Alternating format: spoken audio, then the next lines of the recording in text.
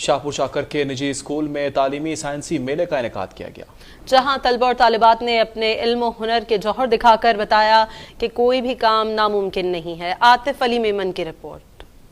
شاہپور چاکر کے نجی اسکول میں سائنسی ثقافتی میلے کا انعقاد کیا گیا، جس میں طلباء و طالبات نے خوبصورت ماڈل بنا کر دیکھنے والوں کو حیران کر دیا۔ سائنسی میلے میں طلباء و طالبات کی اعلیٰ کارکردگی پر حاضرین نے خوب داد دی۔ یہی بچے اس اسکول میں پڑھ کے جب یونیورسٹی میں جائیں گے تو انجینئر بنیں گے، اور جب انجینئر بنیں گے تو ان کے ذہن میں ابھی سے یہ خاکہ موجود ہے، اور آگے چل کے ان کو یہ بڑی سڑکیں تعمیر کرنی ہیں، بڑے ہاسپٹلس بنانے ہیں، بڑی بلڈنگز بنانی ہیں، تو آگے چل کے یہ آرکیٹیکٹ انجینئر بن سکتے ہیں، سافٹ ویئر انجینئر بن سکتے ہیں۔